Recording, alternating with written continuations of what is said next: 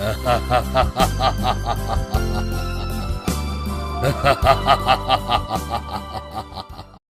गांव में छुटकी नाम की लड़की रहती थी।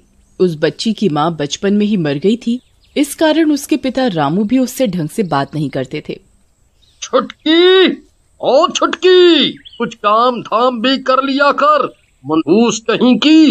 एक तो पैदा होते ही अपनी माँ को खा गई और अब मेरी छाती पर मूंग दलने बैठी है। छुटकी रोते हुए कहती है, पिताजी, अगर माँ मर गई तो इसमें मेरी क्या गलती है? मैंने तो अपनी माँ की शक्ल तक भी नहीं देखी, वो कैसी दिखती थी। इस पर रामू को गुस्सा आता है और छुटकी को एक थप्पड़ मार देता है।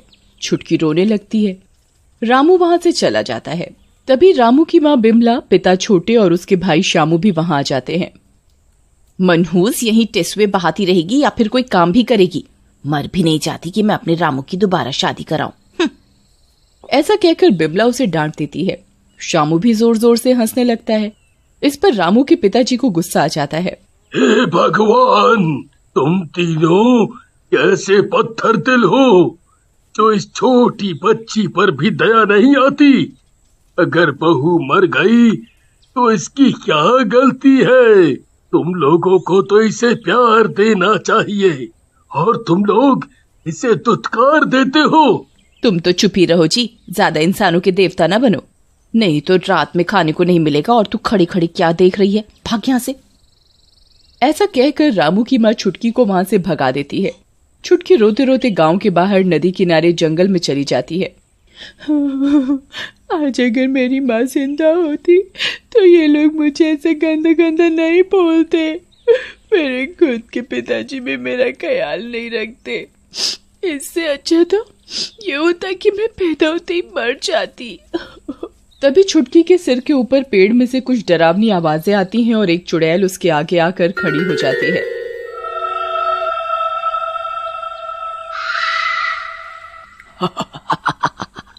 अरे वाह वाह, आज तो मैं बच्चे का मीट खाऊंगी।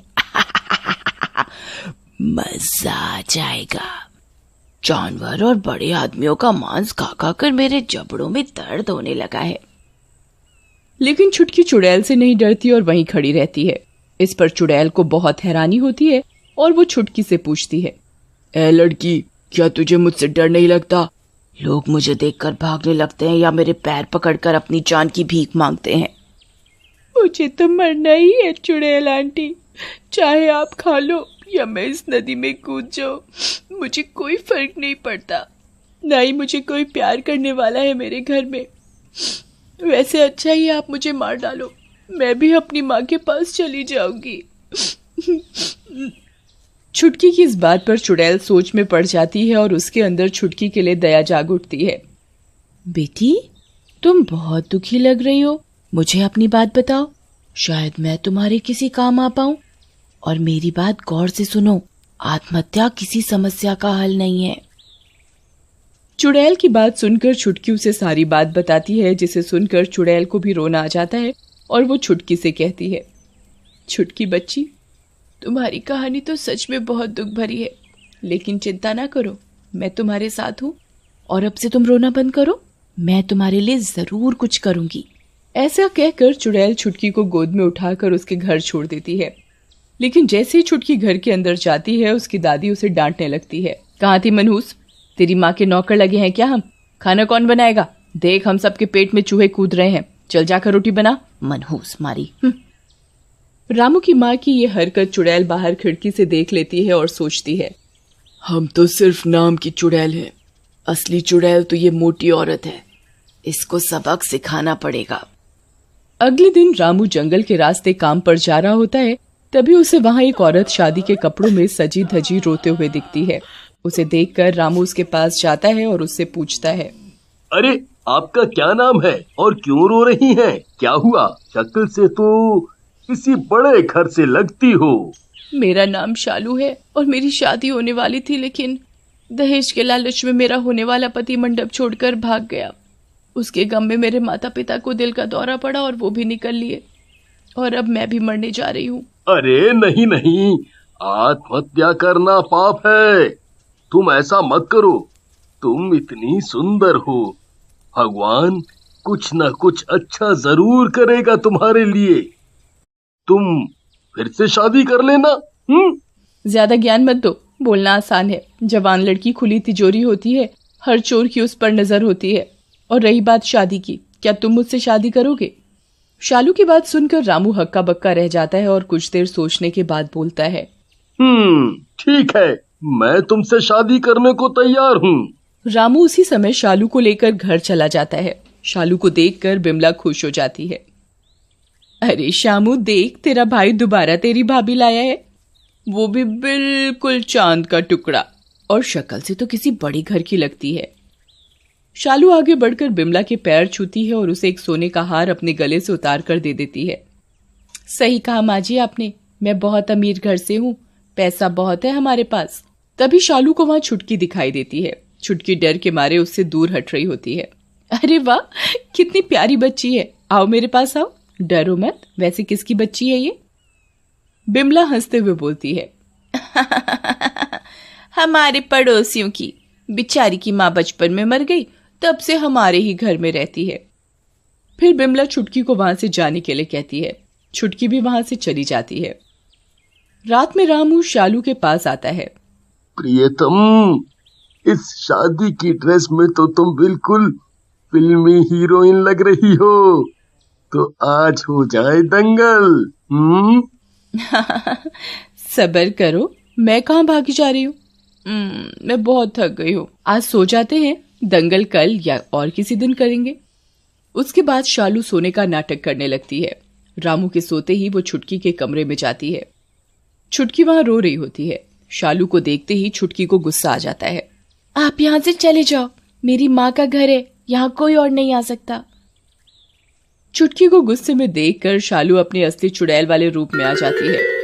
चुड़ैल को देखकर छुटकी उसके गले लग जाती है। चुड़ैल बोलती है, तू रो मत छुटकी, मैं यहाँ इन लोगों को सबक सिखाने आई हूँ। मेरी तेरे पिताजी से तेरे बारे में बात हुई है, वो तुझे प्यार करते हैं, बस थोड़ा परेशान है।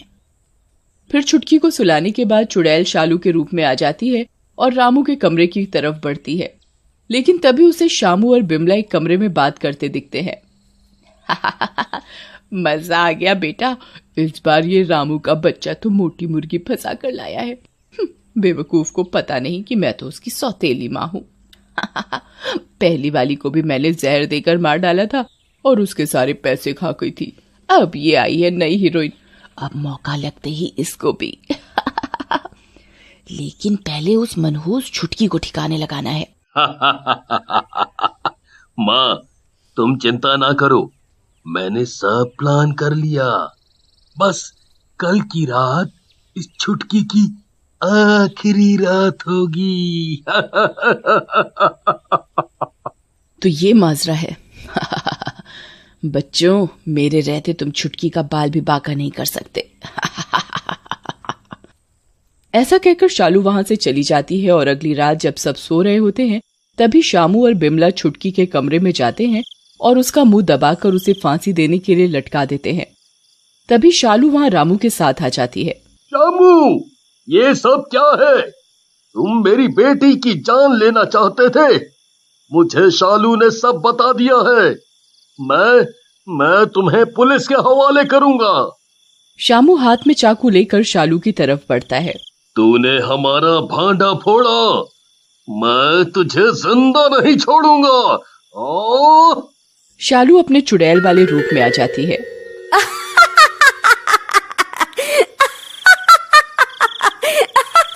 मरे हुए को क्या मारेगा तू? हाँ,